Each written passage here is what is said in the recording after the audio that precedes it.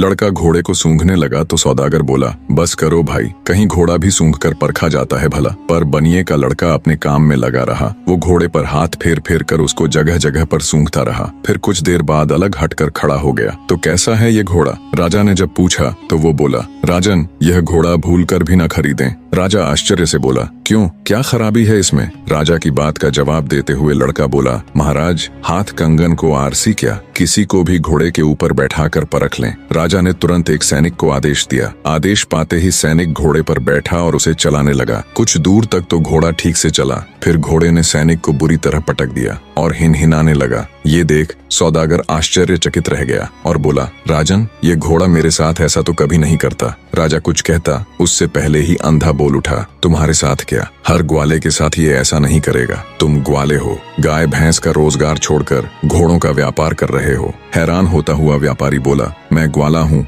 ये बात तुमको कैसे पता चली? अंधा बोला, यह घोड़ा तुम्हारे ही घर जन्मा है, इसके माँ बाप भी तुम्हारे पास ही थे। तुमने इस घोड़े को भैंस का दूध पिलाया है। इसकी महक लेते ही मैं समझ गया था, इसलिए मैंने महाराज को ये घोड़ा खरीदने से मना किया। सौदागर चकित रह गया। बनिए का अंधा लड़का एकदम सच कह रहा था। सौदागर ने हाथ जोड़कर राजा से क्षमा मांगी और चुपचाप अपने घोड़े को ले वहां से चला गया। सारा माजरा देख राजा उस बनिए के लड़के से बहुत प्रसन्न हुआ। उसने आदेश दिया, इसकी खुराक दुगुनी कर दी जाए और इसके रहने सहने का प्रबंध और अच्छे से कर दिया जाए। अब बनिए के तीनों लड़के बड़े ठाठ से राजा के यहाँ रहने लगे। एक दिन एक जौहरी राज दरबार में आया। उसने अनेकों प्रकार के हीरे जवाहरात राजा को दिखाने शुरू कर दिए। जौहरी के दिखाए कुछ हीरे राजा की बहुत पसंद आए। राजा ने तुरंत अपने सैनिकों को आदेश दिया कि बनिए के दूसरे लड़के को बुलाकर लाओ। बनिए का दूसरा अंधा लड़का आया। राजा ने उसे अपनी पसंद के हीरो को परखने के लिए कहा। वह लड़का टटोल कर परखने लगा। अधिक सुंदर दिखने वाले जवाहरात उसने अलग कर दिए और राजा से बोला,